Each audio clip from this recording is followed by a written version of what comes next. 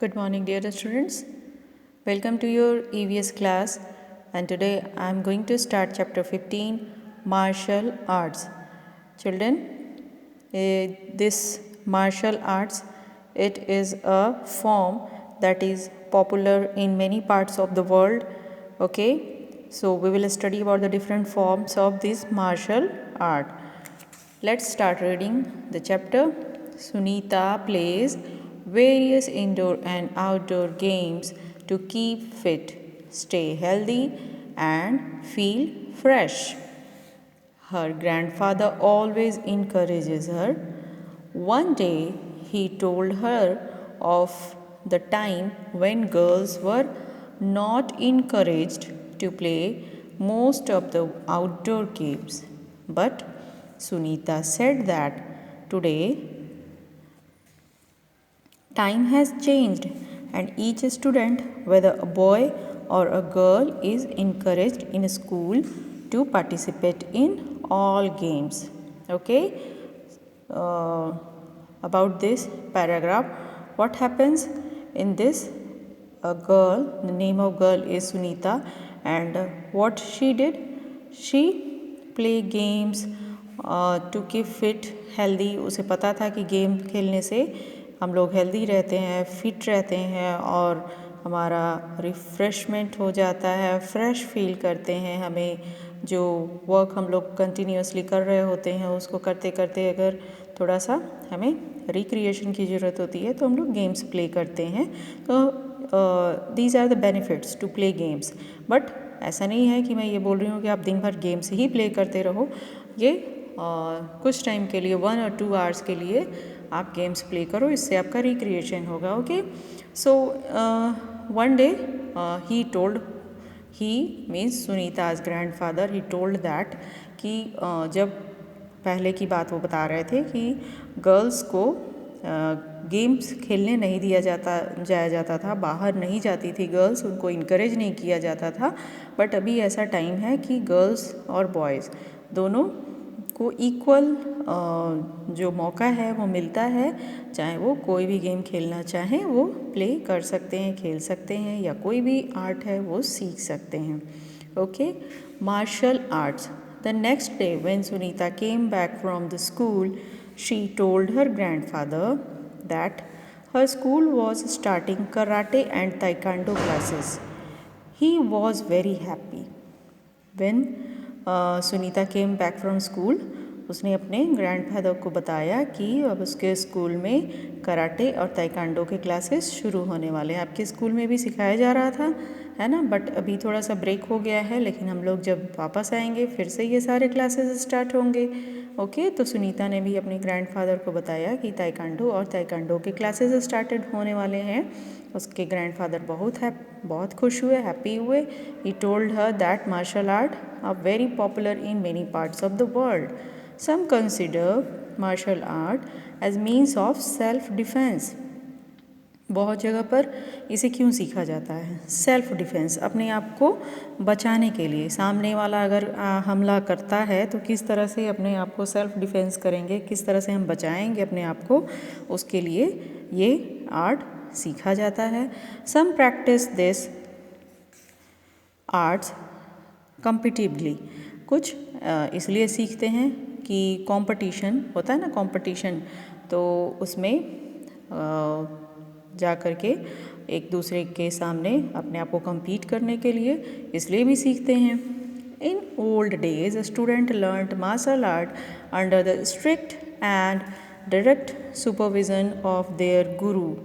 गुरु means teacher. ठीक है, पुराने ज़माने में ये आर्ट स्ट्रिक्ट सुपरविज़न के बीच, मतलब अपने गुरु से ये इस तरह से लोग सीखने जाया करते थे और इसके जो भी रूल रेगुलेशन हैं वो सारे फॉलो करते थे. Student stayed with their teacher in their आश्रम. और जो स्टूडेंट होते थे वो अपने टीचर के साथ में आश्रम में ही रहते थे और वहाँ पर इस आर्ट को वो सीखते थे. They were given basic training, practice time and test to know what they had learnt.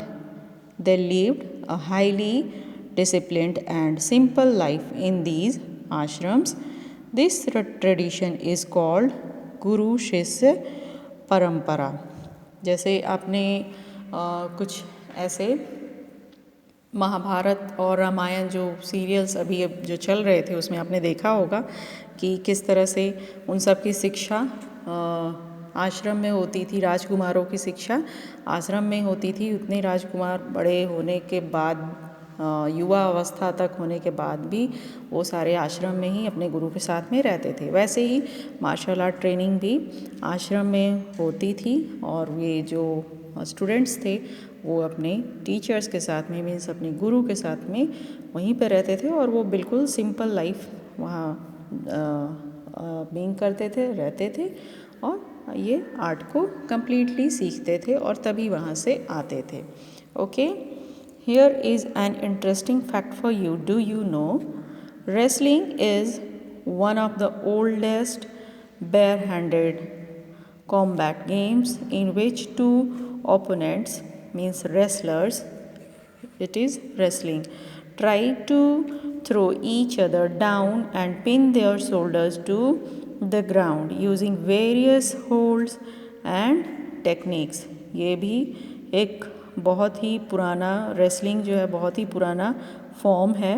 इसमें क्या करते हैं, ओपोनेंट्स होते हैं मीन्स एक दो लोगों के बीच में होता है और इसमें जो ओपोनेंट्स होते हैं वो एक दूसरे को नीचे गिराने की कोशिश करते हैं, ठीक है, उसको ज़मीन पर गिराने की कोशिश करते हैं।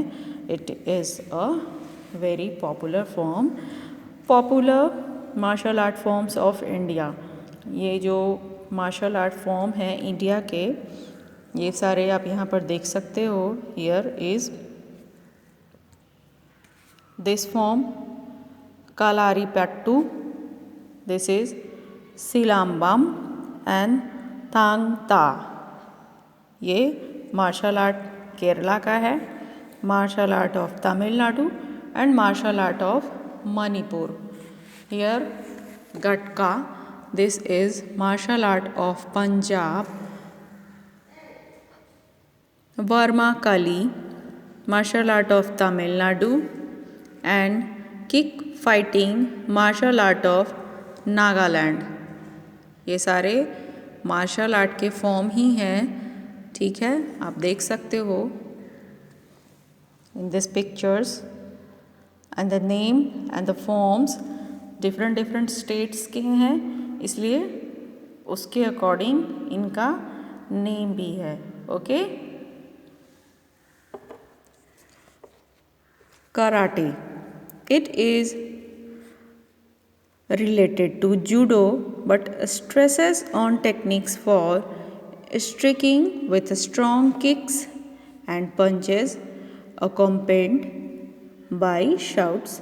The three elements speed, strength and technique are important for learning and practicing karate. Children, in this picture you can see here is karate form and it is related to judo. Judo से ये related है, इसलिए आपने सुना भी होगा judo karate एक साथ बोलते हैं।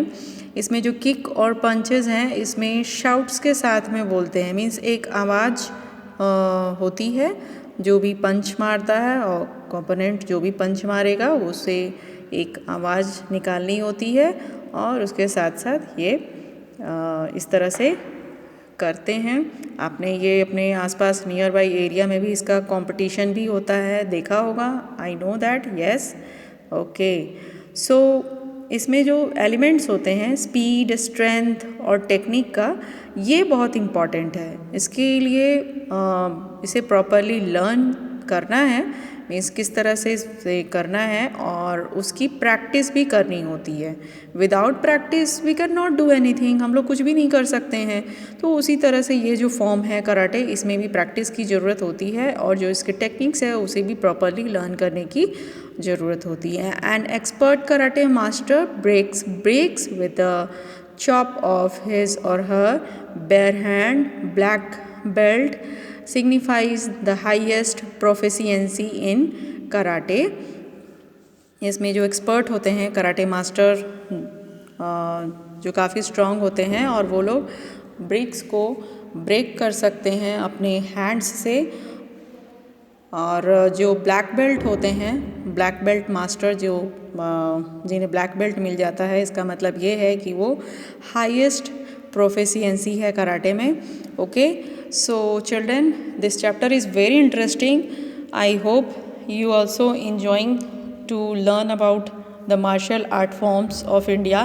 Okay, so rest of topic I will teach you in next class. Revise your chapter properly.